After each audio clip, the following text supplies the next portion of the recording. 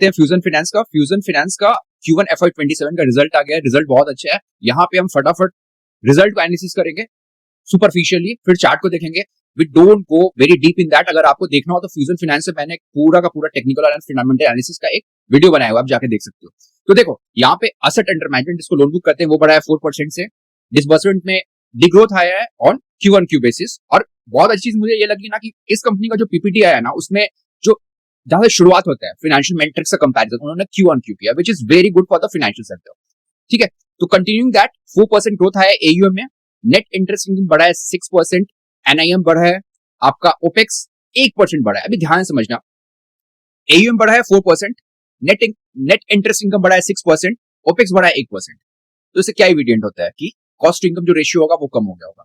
ध्यान से सोचना, समझ में आएगा। ठीक है, पीपीओ भी बढ़ा है 10%, क्रेडिट कॉस्ट घटा है जो अच्छी चीज है, और पीबीटी बढ़ा है 67%। अभी पैट तुम्हें दिख रहा होगा ना कि 45% का डिग्रोथ आया है, तो तुम बोलोगे ये अच्छा रिजल्ट कैसे? नहीं, जो 114 करोड़ का जो लास्ट क्वार्टर में फिगर था ना Q4 FY26 में, उसमें एक फिगर था अप्रॉक्स 76.5 करोड़ डीटीए का। ठीक है, तो आप उसको क्या करोगे, उसको एक्स ऑफ करोगे तो ये फिगर आ जाएगा आपको करीब करीब 60% का ग्रोथ है Q1Q इन पैट। अभी ध्यान से सोचते हैं, ये सारा का सारी चीजें तो मैं बता दिया। अभी ध्यान से सोचो, लोन बुक का ग्रोथ हुआ है 4%, नेट इंटरेस्ट इनकम बढ़ा है 6%। इसका मतलब इन्होंने ऐसे लोन्स को दिया होगा जिसमें इनका स्प्रेड बढ़ा होगा, विच इज वेरी एविडेंट कि इनका NIM भी इंक्रीज हुआ है बाय 49 बेसिस पॉइंट। ठीक है, प्लस अगर नेट इंटरेस्ट इनकम बढ़ा है तो ऑब्वियसली ग्रॉस जो एनपी होता है उसका फिगर भी कम होगा, that will see further on. ठीक है, उसके बाद आप देखो जो इनका पीपीओपी है, जो कोर ऑपरेटिंग प्रॉफिट होता है बिफोर प्रोविजनिंग का, वो बढ़ा है 10%। तो समझ रहे हो आप, 4% लोन बुक का ग्रोथ, नेट इंटरेस्ट इनकम 6%, पीपीओपी बढ़ रहा है 10% और पैट बढ़ रहा है 60%। क्यों बढ़ा? क्योंकि क्रेडिट कॉस्ट घट गया, इसलिए तुम्हें एक शानदार ऑपरेटिंग लेवरेज देखने को मिल रहा है। ठीक है, अभी हम आ जाते हैं, यस, ये वाला फिगर देखो कलेक्शंस का। अभी जो ये कलेक्शन का फिगर है ना, मुझे बहुत अच्छा लगा, बिकॉज जो फ्यूजन का मेन इशू था ना, it was due to the collection. अगर आपने इसको पहले 1.5-2 साल पहले इनका कभी कॉन कॉल सुना हो या फिर फाइनेंशियल देखा हो, तो इनका बहुत मतलब बैंक, ये इंस्टीट्यूशन उड़ी गई थी। ठीक है, अभी यहां पे देखना, एक्सेप्ट ये जो है मतलब जो पार 0 है, पार 0 to 30 का है, उसमें एक स्लाइट एलिवेशन है विच is very very common across all the banks. But what is a good thing, जो पार 30 टू पार 60 का फिगर है उसमें सिक्वेंशियली डिक्लाइन हुआ है, एज वेल पार 60 टू पार 90 का फिगर है उसमें सिक्वेंशियली डिक्लाइन हुआ है। इसका अर्थ ये हुआ कि आने वाले क्वार्टर, मतलब अभी चल रहा है Q2, इसमें भी कोई इशू नहीं आने वाला है। समझ रहे हो कलेक्शंस का? अभी फटाफट हमें और क्या देखना चाहिए? Yes yes yes yes yes, ये वाला फिगर है, देख लो। यहां पे हमने सारी चीजें बात कर ली। देखो, नीम बढ़ा है 11.9%, जो आरओए का फिगर है वो बढ़ा है Q1Q on 108 basis point, ROE बढ़ा है अप्रॉक्स 378 बेसिस पॉइंट। बस हो गया एनालिसिस, यही तो है ना।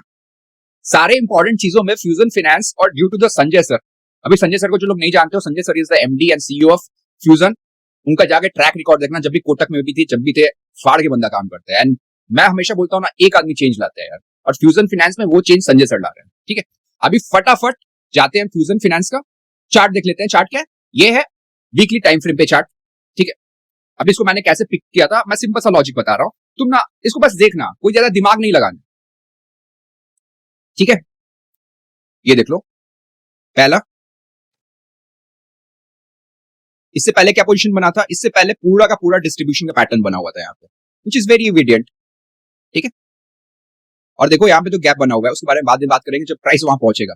अभी यहाँ पे क्या हुआ, यहाँ पे पहला बार एक हमें रिवर्सल देखने को मिला on the weekly time frame. अभी ध्यान समझना, I will use some trend lines, but मैं वैसे ट्रेंड लाइन नहीं यूज करता है जैसे सब लोग यूज करते हैं यार। I will show you the reason, आप लॉजिक पर समझना।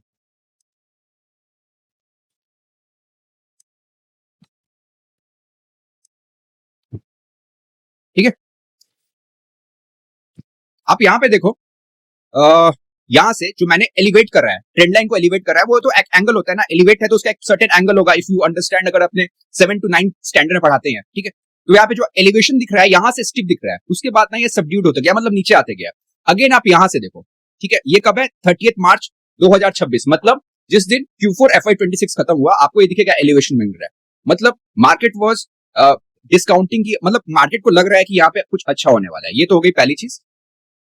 अभी हम फटाफट इसका ना एक मंथली चार्ट भी देख लेते हैं। यस, मैंने क्या बोला है, what is a trend? Trend वो चीज होती है जो लगातार हो रही हो। यहाँ पे आपको क्या दिखने को मिल रहा है कि 2024 का जो ईयरली बार है वो 2023 के ईयरली बार के ऊपर नहीं गया है। एग्जैक्टली सेम थिंग 25 का जो ईयरली बार है हाई है वो 24 के ऊपर नहीं गया है, बट यहाँ पे आपको दिख रहा होगा जो 26 का ईयरली बार है वो ऑलरेडी 25 के ईयरली बार का जो हाई है उसके ऊपर जा रहा है, which shows the trend reversal. Very simple, ठीक है।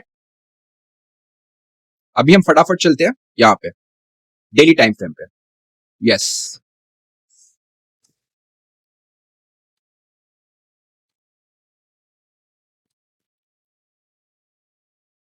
दिख रहे हैं दो बेसिस बने हैं जहां से ट्रेंड रिवर्सल हुआ है। ट्रेंड रिवर्सल क्या होता है? जो लोअर लो लोअर हाई होता है वो हायर हाई और हायर हाई बनना शुरू होता है। यहाँ पे एक बना और उसके बाद फिर यहां से बनना शुरू होता है, और ये दोनों बेसिस है वो दोनों जो अभी का बेसिस है, जो एनएच बेस है और जो N-1 बेस है। जो एनएच बेस है वो ऊपर है, विच शोज कि यहाँ पे एक्यूमुलेशन हो रहा है, ठीक है। That's it. अभी हम फटाफट चलेंगे एक्सिकॉम पे। एक्सिकॉम का भी रिजल्ट आया है Q1 FY27 का। देखो, मैंने कल एक ट्विटर पे बताया था और यूट्यूब पे बताया था कि एक्सिकॉम के इफ यू आर इन्वेस्टर ना, और हमने इसको बहुत पहले बॉटम पिक करा था भाई, हम चार्ट पे जाके वो समझेंगे। तो आपको एक चीज समझनी पड़ेगी, since the start, more precisely 30th March if I am not wrong, तब से लेके अगर आप नॉन क्लोजिंग बेसिस पे देखो ना, हाई लगाओ सिर्फ on the non closing basis, तो अप्रॉक्स 135 नॉर्थ ऑफ 130% का रिटर्न इस स्टॉक ने एक क्वार्टर में दिया है, और मोर प्रिसाइसली 90 डेज भी नहीं लगा है, उससे पहले ही है। बिकॉज उसके बाद आप देखो ना, एक फ्लैग पैटर्न दिख रहा होगा आपको, बुलिश फ्लैग पैटर्न्स कहते हैं। तो मुझे लगता है ना कि 40-50 दिनों में इस स्टॉक ने अप्रॉक्स 130% का रिटर्न दिया। You can go and visit the chart, that will discuss. अभी यहाँ पे देखो, यहाँ पे क्या चीजें हुई थी। मैं हमेशा बोलता हूँ, if you are a customer of Exicom, तो आपको इनका कंसोल का जो बिजनेस है उसको ट्रैक करना है। वो क्यों ट्रैक करना है? बिकॉज इन्होंने ट्रीटियम नाम की कंपनी का एक्विजिशन करा था, जिसके कारण इनका सारा का सारा जो कंपनी पहले अच्छा ग्रोथ करती थी वो सारा का सारा घुस गया इन्होंने। बट ऐसा नहीं हुआ ये कंपनी खराब कर रही थी, वो जो जेस्टेशन पीरियड था उसमें कंपनी ने ओवरऑल कराया चीजों को, विच इज इमीडिएट। कुछ पॉइंट्स भी हैं जो हमें कॉन कॉल में पता चलेगा। कॉन कॉल अभी शायद हुआ नहीं है तो मैं उसके बारे में बात नहीं कर सकता हूँ। जब कॉन कॉल होगा तो मैं उसको जॉट डाउन करेगा। If there is any critical points which I understand, I will put in the community. Okay, अभी यहाँ पे आप देखो, ये है Q1 FY27 का कंसोल, ये है स्टैंड अलोन, ठीक है। अभी सबसे पहले ट्रीटियम देख लेते हैं। ट्रीटियम में क्या है? बुकिंग और बैकलॉग। जो ट्रीटियम है ना, if you don't know, tritium में पूरा का पूरा ईवी का काम होता है। जो अपनी कंपनी एक्सिकॉम, ये दो काम करती है, एक करती है क्रिटिकल पावर का, दूसरा करती है आपको ईवी चार्जर का, ठीक है। इंडिया में they are the market leaders. अगर आपके पास दो गाड़ी है तो there is a higher probability कि उसमें से एक गाड़ी में इनका चार्जर होगा, ठीक है, अगर ईवी गाड़ी आपके पास।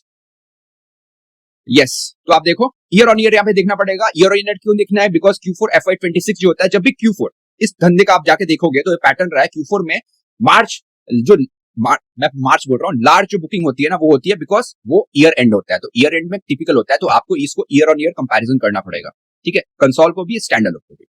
अभी आपको यहाँ पे क्या दिख रहा है? लार्ज बुकिंग दिख रहा होगा इन Q1 FY27 फॉर हुम? फॉर ट्रीटियम, जो इनका कंसोल मतलब जो आउटसाइड है, जो यूएस में है, ठीक है, उसका यूएस और ऑस्ट्रेलिया में इनका। अभी आप यहाँ पे देखो, ये Q1 में जंप हुआ है in booking as well as in backlog, sequentially भी और ईयर ऑन ईयर भी, which is very good.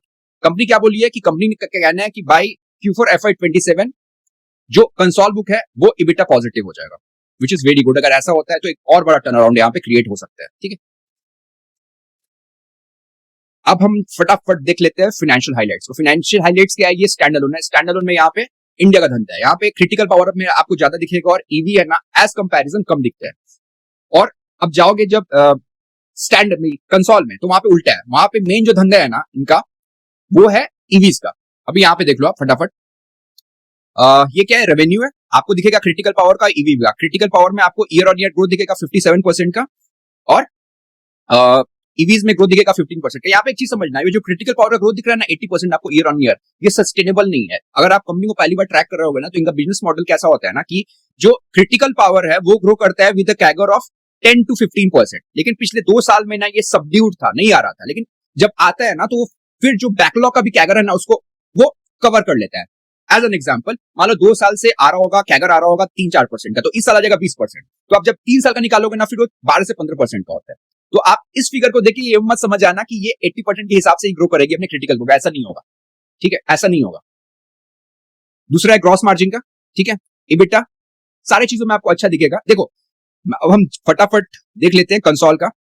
Console में देखो, कंसोल अब जाओगे तो यहाँ पे ग्रो कर रहा है revenue by critical power growth कर रहा है 73% और ईवी ग्रो कर रहा है बाई 50%।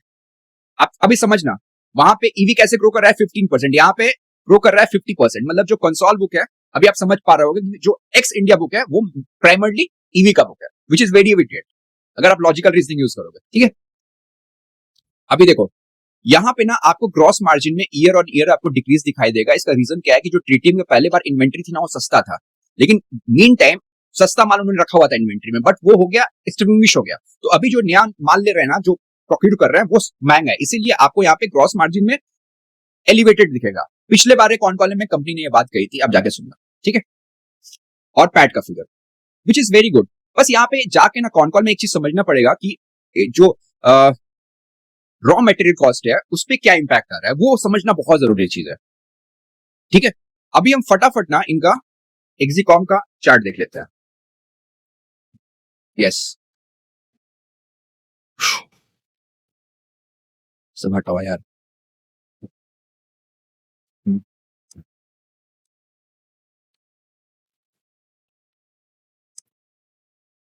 देखो, आपको ईयर ऑन ईयर कुछ दिख रहा है क्या? यहाँ पे ईयर ऑन ईयर कुछ दिख रहा है? नहीं दिख रहा है ना? अब मैंने खोला है क्वार्टरली बार्स, क्वार्टरली बार्स में कुछ ट्रेंड रिवर्सल दिख रहा है। 1 2 3 4 5 6 7 8, दिस इज द 8 कैंडल जहां पे करंट कैंडल ने प्रीवियस कैंडल के बार के हाई के ऊपर क्लोजिंग कर दी है, which is a trend reversal. ठीक है,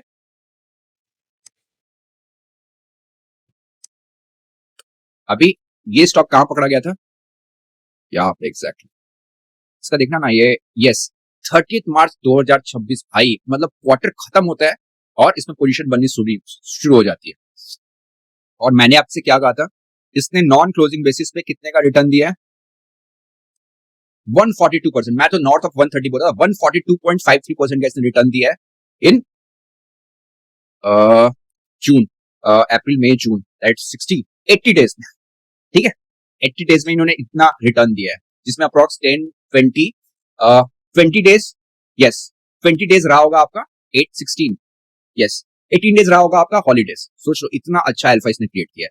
बट मैं यहाँ पे फिर से क्वेश्चन करूंगा, if you are an investor, आपको यहाँ पे ट्रेलिंग स्टॉप लॉस यूज करना चाहिए। दो रिजल्ट अच्छा आया, बट क्या ये रिजल्ट नया है? नहीं, मार्केट को एंटिसिपेटेड था। कॉन कॉल के बाद पता चलेगा कि जो मार्केट का एंटिसिपेशन था या जो फिर ऑपरेटर फंटर से चला रहा है उसका एक्सपेक्टेशन था वो मीट हुआ है। ठीक है ना, एज ऑफ नाउ रिजल्ट अच्छा है। कुछ पॉइंट्स है जैसे मार्जिन का जो प्रेशर है, या फिर गोइंग कंसर्न पे जो रॉ मटेरियल का प्राइस ऑफ फ्लक्चुएशन का क्या असर पड़ेगा, या ट्रीटीएम का जो इन्होंने गाइडेंस बोला है कि बाय Q4 FY27 हम एबिटा ब्रेक इवन हो जाएंगे, वो हो रहा है कि नहीं। अगर उन सब किसी भी चीजों में ऊपर नीचे हुआ तो इसको पेल देंगे, ये जो स्टॉक है पेला जाएगा। सिंपल शब्दों में, अगर मेरा स्टॉक भी होगा ना भाई, मैं अपने स्टॉक के लिए बहुत रूथलेस रहता हूँ, मैं लिटरली बता रहा हूँ, कोई रैम नहीं है भाई। खराब होगा बलि चढ़ा दो, लिटरली बता रहा हूँ। ठीक है, अब ये हो गया। अब इसके बाद ना ये दोनों स्टॉक तो हो गए, अब हम बात करेंगे इंडिया शेल्टर होम। क्यों बात कर रहे हैं हम बताते हैं रीजन। इंडिया शेल्टर होम के बारे में हमको भाई 3-4 लोगों ने पूछा कि सर आपने तो बताया था कि पिछले वीडियो में कि 650,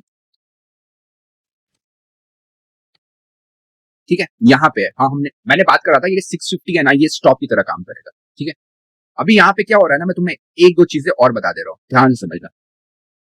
मेरे को ना इसमें एक तो पीयूष ने पूछा था और एक है धर्म भाई, ठीक है ना, और एक मैम, उनका नाम नहीं याद आ रहा है, सॉरी मैम, बट मैं आप लोग को बता दे रहा हूँ। देखो, अगर आप इन्वेस्टर हो ना तो कोई भी बाइंग और सेलिंग एडवाइस नहीं है, बट आप समझना जब भी हम बेट करेंगे ना तो देयर इज अ प्रोबेबिलिटी कि हम गलत भी होंगे, और this is a part of the game. ठीक है, अभी ये बात बहुत सारे लोग नहीं करेंगे तो बिकॉज क्या है ना, फेलियर जो है ना, फेलियर को एक्सेप्ट करना बहुत लोगों के लिए मुश्किल होता है, लेकिन ऐसा करना गलती हो। अगर आपको ट्रेडिंग कर रहे हो ना, तो जो दुनिया के सबसे अच्छे भी ट्रेडर्स हुए हैं ना, अगर आप बुक्स पढ़ोगे उनके, तो 60-70% का रहता है भाई, गलती होगी, बिल्कुल होगी। और स्टॉप लॉस जो है ना, it is like a tumour, आप बस खत्म कर रहे हो। अगर स्टॉप पे नहीं काटोगे ना तो फिर वो स्टेज 1, स्टेज 2, स्टेज 3 4 कैंसर होता है। लिटरली बता रहा हूँ, मैं अपने एक्सपीरियंस से बता रहा हूँ। वेदांता में मेरा बहुत भयानक कटा था 2016 में, किसी दिन बताऊंगा, ठीक है ना। मैं स्टॉक गिर रहा था, मैं बाय कर रहा था। यस, अभी हमने क्या बोला? यस, सबसे पहले यहाँ पे ध्यान से देखना आप, 650 तो है ही इसका स्टॉप। अभी आपको लगता है नहीं यार 650 नहीं, थोड़ा सा कुछ और हो सकता है, तो मैं लास्ट पॉइंट बता रहा हूं आपको, this is the point 607। By because ये पिछले साल का लो है. It is a low for the yearly ball of 2025. इसके नीचे अगर स्टॉक जाते हैं ना, मैं बता रहा हूं मत करना. हमको पता है जब पैसा लाल दिखता है तो बहुत दुख होता है, बट अंडरस्टैंड, ठीक है, अंडरस्टैंड. हमने क्या कहा? हमने कहा था कि यहां पे एक सपोर्ट जोन है, ठीक है, और एक यहां भी कहा था, ठीक है. बट आप समझो सपोर्ट जोन पे कौन एक्टिविटी करता है? बाइंग एक्टिविटी कहां से आती है? हम माप नहीं ला सकते हैं. अगर मेरे पास 2 लाख, 5 लाख, इवन 2 करोड़, 5 करोड़, 10 करोड़ तक का भी कैपिटल है ना, तो मैं नहीं ला सकता हूं. These are the boys who have the deep pocket. आप समझ रहे हो बात, ठीक है ना? अभी ये सपोर्ट के पास आया, but even the big boys को कोई इंटरेस्ट नहीं आ रहा है. ये कुछ बता रहा है, पता है? मतलब जो मैनेजमेंट ने कहा था ना उस दिन कि ये सीजनल है, हो सकता है कि हमको आज नहीं पता चल रहा हो, उनको लग रहा हो कि नहीं, अभी फेस वैल्यू पे नहीं ले सकते जो मैनेजमेंट बात कर रहा है, ठीक है. तो I will again retreat this point 605 more precisely. मुझे लगता है एक तो बाइंग आनी चाहिए, ये प्रोबेबिलिटी है, बट यहां भी नहीं आता है ना, तो इट इज वेरी स्ट्रेंज और इसकी बात करनी पड़ेगी. तुम परसों के वीडियो मैंने जो बोला है ना कि देखो ये तो आज ही देखो, और दूसरी चीज है क्या है ना, आप ध्यान समझना. आप इन कैंडल्स को देखो भाई,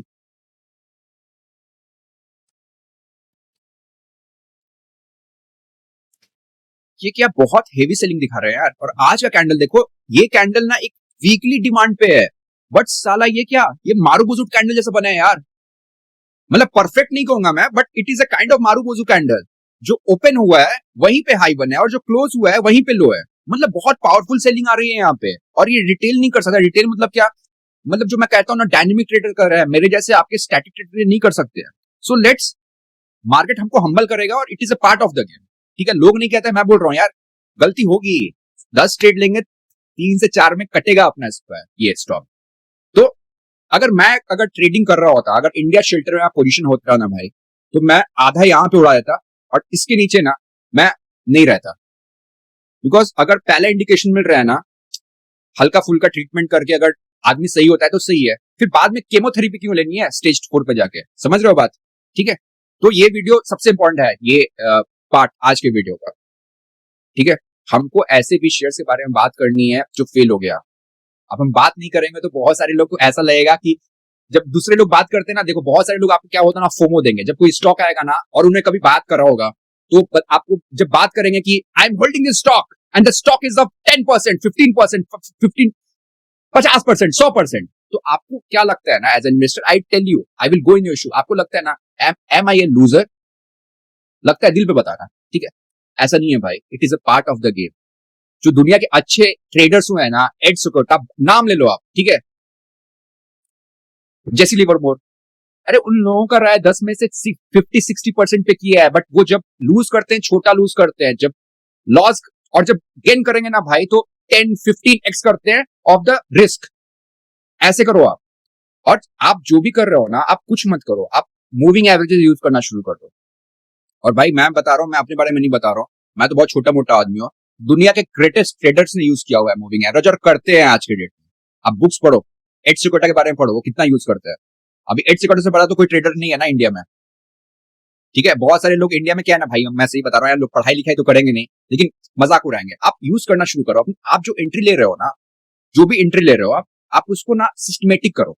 मैं ये नहीं बोल रहा हूँ कि आप एक ही कोई इंडिकेटर यूज करो, आप उसको सिस्टमेटिक करो. सिस्टमेटिक वर्ड पे ध्यान दो.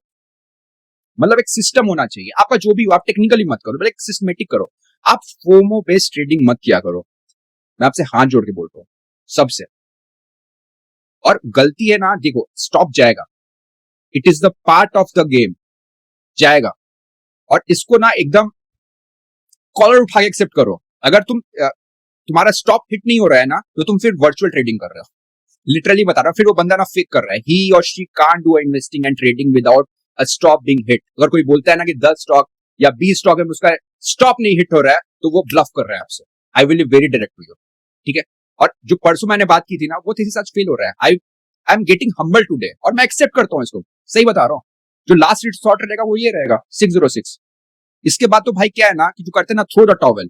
अगर मेरे पास ये स्टॉक होता तो भाई मैं हाथ जोड़ता, बंदूक रखता और प्रणाम कर लेता मार्केट को, भाई गलती हो गई मेरे से, सिंपल सा चीज है। ठीक है, अभी हम बात कर लेते हैं, दूसरा स्टॉक है टीवीएस सप्लाई, टीवीएस, यस, ये हमारा विनय भाई है, उसने पूछा है। Vinay, I don't remember but correct me if I am wrong, तुमने शायद ईसीबीएल के बारे में पूछा था, इफ आई, अगर मैं गलत नहीं हो रहा हूं तो, राइट, यस, तुम्ही ने पूछा था और उसका मैंने रिप्लाई नहीं किया। चलो उसको करेंगे। ईसीबीएल में ना मुझे एक अच्छा दिख रहा है चार्ट पैटर्न, उसको बात करेंगे आगे। देखो यार, इसका एक बार ईयरली देख लेते हैं, क्वार्टरली में कुछ नहीं दिख रहा है, मंथली, यस। विनय, ना अंडरस्टैंड, तुमने इस कंपनी के बारे में पूछा है, तो मैं सबसे पहले ना एक बार फिप इसमें ये यूज कर लेता हूं।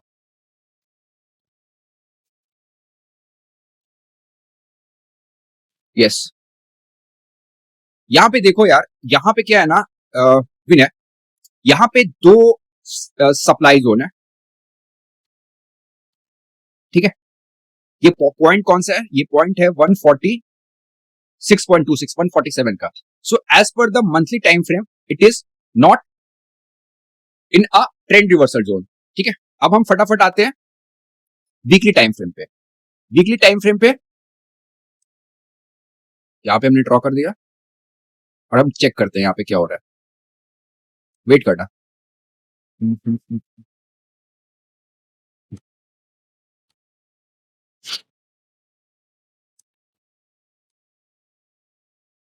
यस, देखो यहां पे आप समझो, यहां पे ना एक बेस बिल्डिंग करने की कोशिश की जा रही है यहां पे,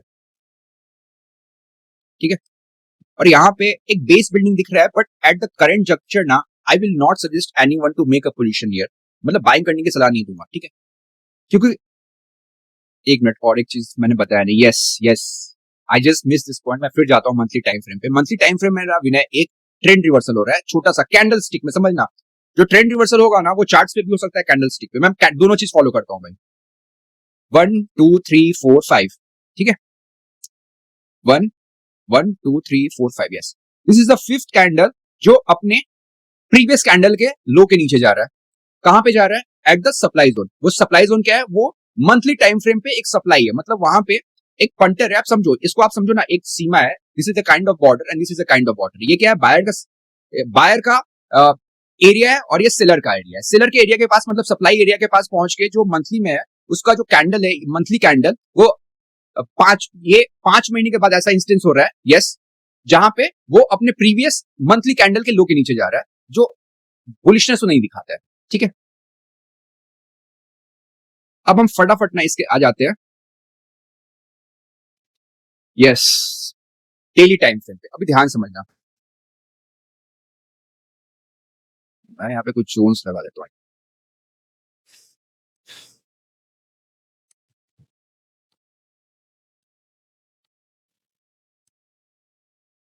यस।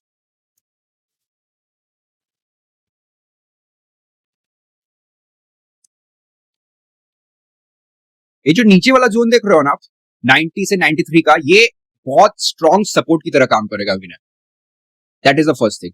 अभी मैंने यहाँ पे क्यों लगाया ना ये, these are all the unfilled gaps. अभी जो अनफिल्ड गैप्स है वो मैंने क्या बोला, वो एज ए सपोर्ट काम करता है अगर प्राइस उसके ऊपर हो, ठीक है। सो ये ना बहुत ओवरवेलमिंग हो जाएगा तुम्हारे लिए if you don't understand the price action. तो मैं तुमको एक स्ट्रेटजी बना के देता हूँ फटाफट, 2 मिनट तो, yes yes yes yes yes, 50 50 and 20 50, yes. तुम्हें कुछ नहीं करना है winner, right now what you are seeing, right now it is एक बन रहा है डेथ क्रॉसओवर। ये जो ब्लैक लाइन है ये क्या है, ये है 20 मूविंग एवरेज, और रेड लाइन है वो है क्या, वो है 50 मूविंग एवरेज।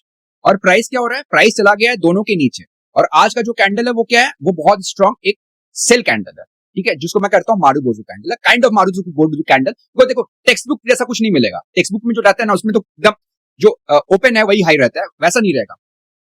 एक मिनट, यस, हाँ, इसमें तुम्हें क्या करना है ना, तुम्हें ये लाइन लगा देनी है, क्या मैंने बताया, फिर से मैं बता रहा हूं, देख लो, ये 20 एंड 50, ठीक है। You have to go on the daily time frame.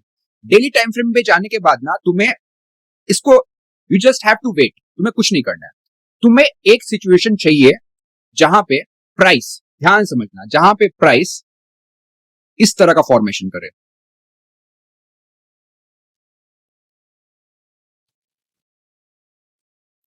ये क्या हुआ है यहाँ पे बनना है गोल्डन क्रॉसओवर, बहुत लोग टेक्स्ट बुक में कहते हैं इसको गोल्डन क्रॉसओवर। मतलब यहाँ पे जो छोटा वाला, मतलब जो 20 मूविंग एवरेज है वो 50 मूविंग एवरेज के ऊपर इंटरसेक्ट किया है, और जो प्राइस है वो उन सबके ऊपर है। ये एक मोमेंटम दिखा रहा है, ठीक है, और ट्रेंड रिवर्सल दिखा रहा है, ठीक है। तो तुम्हें एग्जैक्टली इस तरह का जो देख रहे हो ना विनय, ऐसा तुम्हें एक स्ट्रक्चर बनना पड़ेगा। कहीं भी बन सकता है वो, जैसे मैंने यहाँ पे बताया ना आपको, वो यहां भी बन सकता है और वो यहां भी बन सकता है, ठीक है, बिकॉज बहुत सारे गैप है यहाँ पे, बहुत सारे गैप है। तो प्राइस कहां तक जाएगा ना वो कोई नहीं फोरकास्ट कर सकता है। हाँ, हाइंडसाइड में बता सकते हैं कि प्राइस यहां तक गया था। तुम्हें कुछ नहीं करना है, बस तुम्हें ये वाला सेटअप लगा के रखना है अपने पास, ठीक है, पहली चीज। उसके बाद जब प्राइस नीचे जाएगा, नीचे जाएगा, नीचे जाएगा, अगर बेस बनाते हैं, there is a high probability कि यहाँ पे एक बेस बनना चाहिए, बिकॉज वीकली टाइम फ्रेम पे ना यहाँ पे एक रिवर्सल है, मतलब रिवर्सल स्ट्रक्चर आया, हायर हायर और हायर लो बने हुए हैं।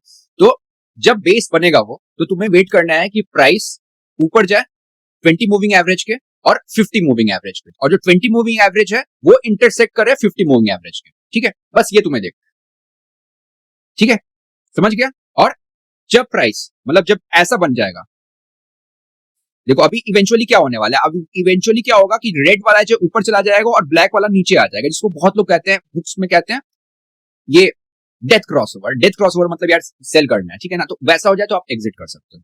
मैंने तुमको ना एकदम बहुत सिंपल वे में समझाने की कोशिश की, बिकॉज मैं तुम्हें अगर प्राइस एक्शन के थ्रू बनाना शुरू करूंगा ना, तो यार बिना फ्रैंकली स्पीकिंग थोड़ा सा टाइम लेता है वो, और तुम्हें समझ में नहीं आएगा, ठीक है ना। ऑब्वियसली अगर तुम नए हो तो तुम कैसे समझोगे, तुम टाइम लोगे तो बिल्कुल समझ में आएगा। तो तुम अभी मूविंग एवरेज के थ्रू इसको प्रैक्टिस करो, ठीक है। Bye, take care.